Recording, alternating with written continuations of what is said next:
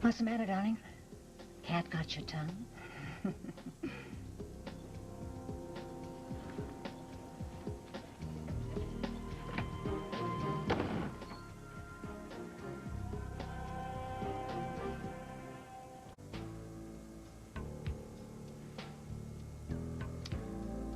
You are absolutely shameless, you know that?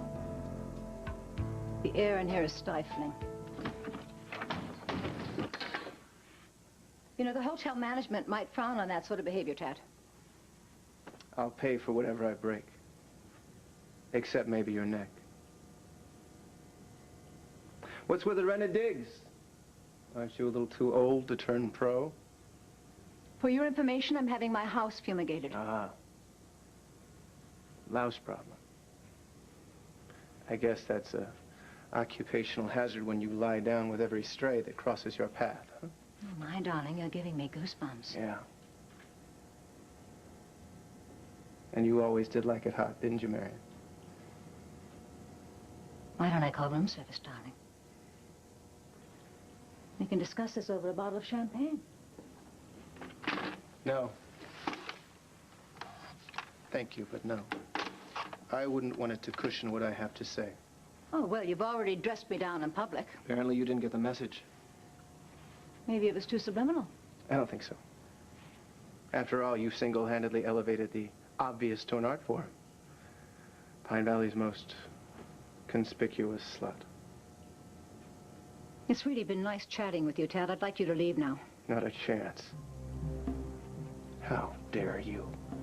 Who the hell do you think you are to tell Dixie what happened between me and Liza? I was looking out for my daughter's You were best looking out interests. for revenge, and you know it. So what if I was? Why not?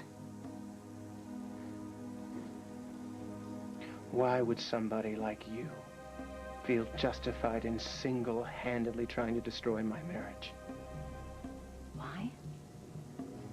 Because you don't use people, Tad, and then just toss them away like tissues. You don't take your pleasure and then turn your back. Make someone care about you so you can have your way with them and then you just walk out the door? Just because you don't have any feelings, Tad, doesn't mean the rest of us are immune. You dismiss the love of a lifetime as a roll in the hay? Service with a smile? Oh, wham, bam, thank you, ma'am, huh? Have you got any idea what that does to a woman? It just rips out her insides. And it leaves a hollow shell. And then all she hears are your footsteps echoing out of her life. And the lonely, pathetic sound of her own voice calling after you. This isn't about your daughter, is it? This has nothing to do with me and Liza. It's about me and you.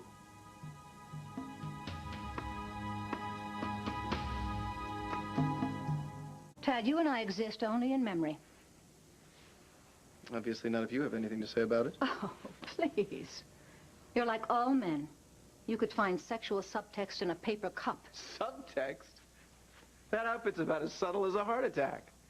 Or do you always greet your visitors dressed in nothing but cleavage and a smile? Oh, you always did have an overinflated image of yourself. Well, like juvenile acne, you should have got outgrown it years ago. And you should have outgrown your obsession over what happened between the three of us. Like you said, it's ancient history. Let it go. Oh, really, Tad? Just like that? Yeah, just like that. I've done everything I possibly could to apologize for what happened. Admitted I was a selfish, arrogant, self-centered kid playing a game that was over his head. Oh, so finally you admit it was a game, do you? Yeah. A very dangerous game with no winners. I was 17 years old. I didn't know the rules. What was your excuse? After all, you were old enough to know better. Don't you dare try to insinuate that that lopsided triangle was my fault. Why not? You're the only one keeping score. You want to tear it all open again? Take a good look at it? Fine, let's do that. But let's go over the facts, shall we? You came on to me. You were a lonely, unfulfilled woman with too much money and too much time on your hands, and I was nothing but your teenage toy. You gave me money, clothes, expensive gifts. And I gave you what you wanted. In short, Mrs. Colby, you used me as much as I used you. Oh, no, Tad. What you did was far worse. You slept with me in the morning, and then you slept with my daughter in the afternoon.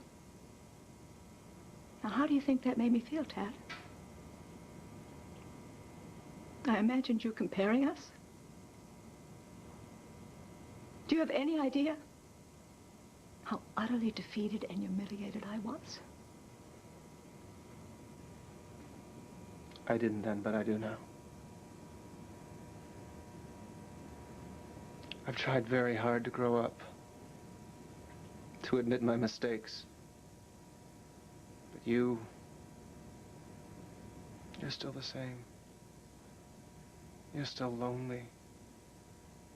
You're still unfulfilled, and you're bitter. Marian, don't blame me for that. Get out, Tad. Not till I say what I came to say. History repeated itself with your daughter, and that was a mistake. But if you think it's a mistake I'm gonna make with you, then forget it, because that's a part of my history I have absolutely no nostalgia for. I am a happily married man, and there's not a thing you can do about it. So you let it go, Marian. It's not my fault that you've got no one to love you. If you die all by yourself, you've got no one but yourself to blame. I wish you a long life, but you mess with me and mine, and I swear I'll make you regret it.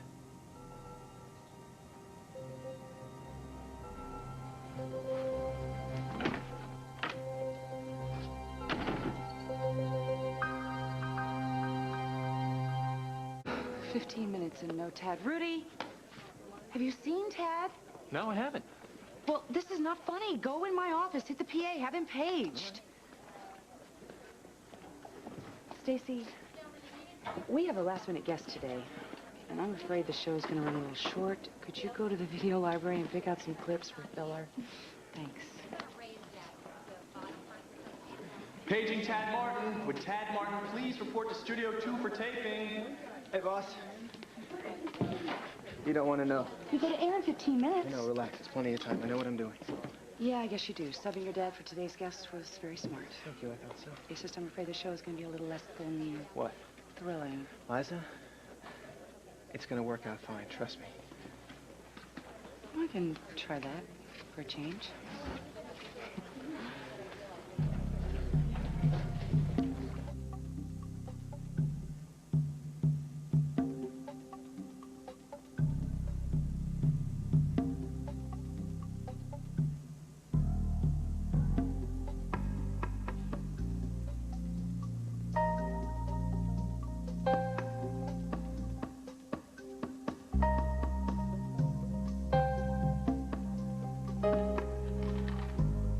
Might want to rethink our whole situation. What do you mean, rethink our whole situation? Well, aren't you sorry you overreacted in St. Lucia? What are you talking about, Tad? I'm saying that it's a waste. Breaking up our affair is a waste. As far as Liza's concerned, it's still going on. I don't believe what I'm hearing. If it's still going on, why give up a good thing?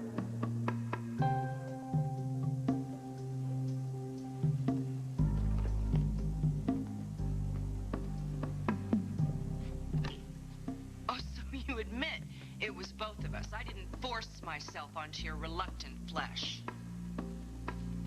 I slept with you because I wanted to. Like mother, like daughter. Liza knows how to get a performer to deliver.